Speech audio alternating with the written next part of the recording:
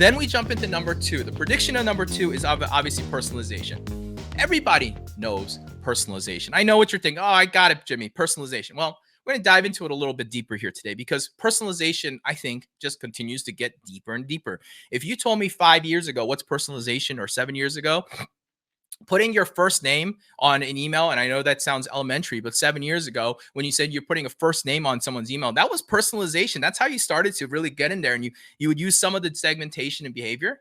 But the reality is that was personalization, right?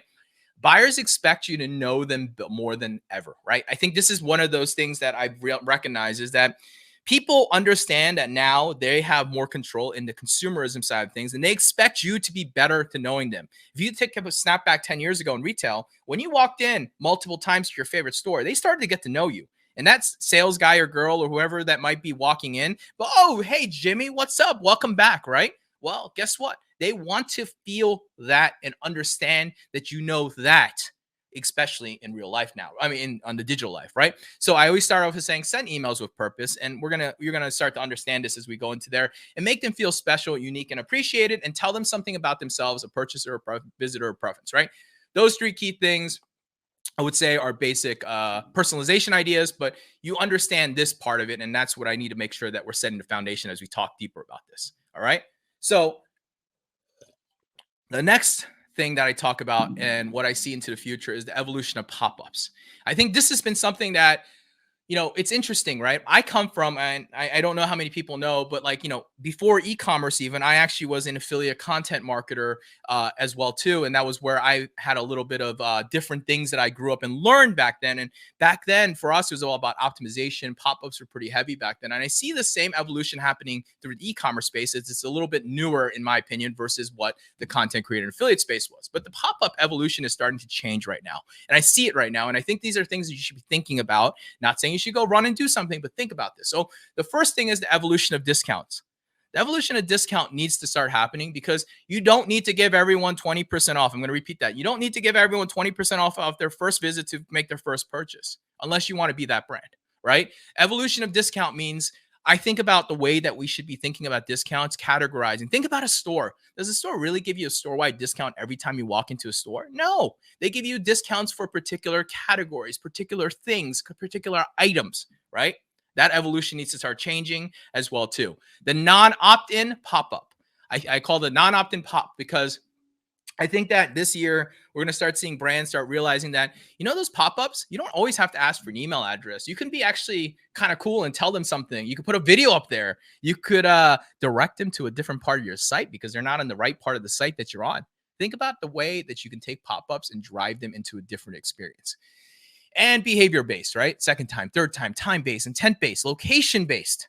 There's a lot of reasons and a lot of things out there tool-wise that you can do to start really saying, hey, I want to do something different when they're here the second or the third time or the fourth time. Because the reality of things is that things around pop-ups, people are tired of it. They all know the two things I know that people say, if I wait long enough on a website, I'll get a discount coupon. If I abandon a cart, I'll get a discount. Those are behaviors that people have been learned and groomed in because of what websites do to them, right? Well, this is where evolution starts to happen because people start to have to stand at some level, right? But honestly, personalization always starts with segmentation. So we're going to do a little, excuse me, a little thing about personalization on segmentation. So we all know what segmentation is, but let's think bigger. Let's think further. Let's think bigger than that, right? Using different categories and filters, but don't go too deep. Less is more here, and we're going to talk about that. So making them feel, your goal here is to make them feel unique and appreciated and tell them something about themselves, right? If you need to do that, you've got to start segmenting a little deeper, right? So let's start with the simple one, right? We all do this. It's called lists. We call those segments, whatever the heck you want to call it, but there's a purchaser and there's a non-purchaser. Very simple, right? You guys get that. But let's go a little bit deeper. So we got a purchaser who is active, and this is the limitation of most segmentation that I see. So don't feel bad if this is where you're ending because this is the majority of the world. A purchaser who's been active in the last X days, opens, clicks, active on website, whatever you want to call it, and a non-purchaser, same thing, and they're engaged, they visit a website, whatever that might be, right? Like you think about it and you just want active people, purchaser, non-purchasers. And some people won't even do this. They'll just group them together. but this is an example of most segmentation. Well, if you truly want to personalize and be able to call out people, you've got to start thinking even deeper. We start thinking about, they've been active on the site, but then they spend a certain amount of money or made a certain amount of products because, well, if you've been active for, let's just say, in the last 30 days and they spent more than $500 with you and made more than 2 purchases, geez, that is a strong segment of buyer. Think about that, right? That's a much stronger segment of buyer who's going to most likely buy from you. Or a non-purchaser, they came off of pop-up number 1 or pop-up number 2. It's really important to start identifying your traffic sources here. So they came from a pop-up number 1, or they signed up from a newsletter, and they engaged and visit on website. So thinking further, hey, you saw my 5% off pop-up, you opted in, but you did not purchase. Why did you not purchase? We saw you on the website. Don't be creepy like I'm telling you just straight up, but using a great copywriter, create words that tell them that, you understand who they are. Why haven't you bought? Why haven't you been able to do it? And that's actual true personalized experiences, right? Or you can start using products and categories as well too, right? A purchaser purchases a certain product, visit only a certain part of the website or certain categories, only clicks on certain types of products, contextual targeting. I'm going to talk a lot about that here today, but if you can't, you should be able to track every click, and every click should be leading you to different places. And those clicks should be contextual. That means that data you have should be able to use against them, right? Man, you click a lot on men's shoes. Like, we should be telling you about men's shoes only, not the women's shoes or the kids' shoes, right? Think about the contextual data. Told you that they're only interested. You guys are doing quizzes. There's all these different things that people are doing to get answers. Use that data against them. Use the data they've already told you to help them get engaged with you, right? So think about that. Make sure that you're really thinking about that as well too. They're already telling you what you're doing, right? And then non-purchasers, they visited, they only click on things, the contextual part. Clicking on certain items or certain products on an email or SMS is going to allow you to have better details about them, because people only click. And I know the world's marketers and everyone really loves the idea of open rates, but the reality is open rates don't matter anymore. The way that everything's changed, click rates what matters, because you can't make a purchase off an open, but you can make a purchase off a click, right? And that's really important to think about as well. So start using products and categories when you think about purchases or non-purchasers as well too, and combine them. This is what I would say. Combine them all now. Make hybrids of this. What I told you, I'm just scratching the surface. But I will tell you, be careful not to over segment. Another problem I see is people go too tight the other way, and they want to tighten it down. And yeah, you're right. Like, you can create a really tight audience. But the beauty of email and SMS is the mass quantity. Quantity matters when it comes to email and SMS. The more people you have, the higher conversion rate is happening, right? Conversion rate, CRO, you guys always talk about, oh, I have a 5% or 10% conversion rate. Well, what's 10% conversion rate of 10 people versus 10% conversion rate of 100 people or 500 people?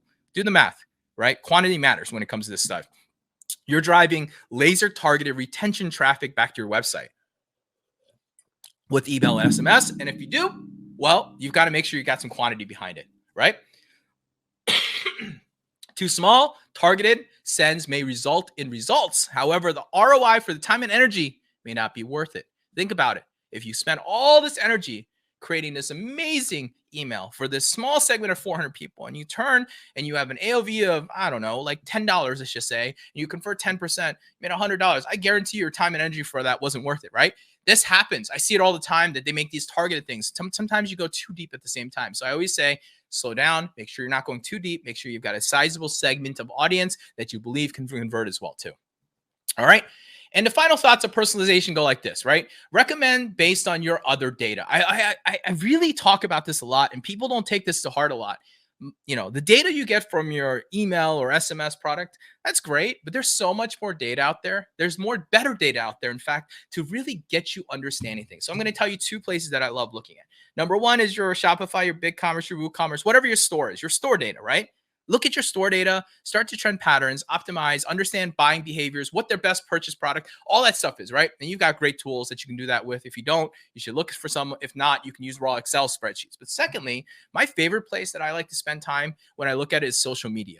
And I'm not talking about going out there and chatting on social media, nor am I talking about browsing social media or liking stuff. I'm talking about looking at the insights of your website or your fan page or your Instagram account or your TikTok page or wherever you are. And look at the social media data and look at when people are most engaging with your account. Look at that. look at where they're spending their time and energy on your social media, and spend time in that time zone or bubble, because that's probably most likely when your customers are around. Spend more money in targeting, spend more money advertising. That's an important thing that you can think about when you look at your social media data, because, well, with mobile devices now, everything's tracking for them in most cases, and they're seeing exactly what's going on. Use that data against them and know where they are. So two other things that I always think about personalization. And then, of course, there's always branding consistency, right?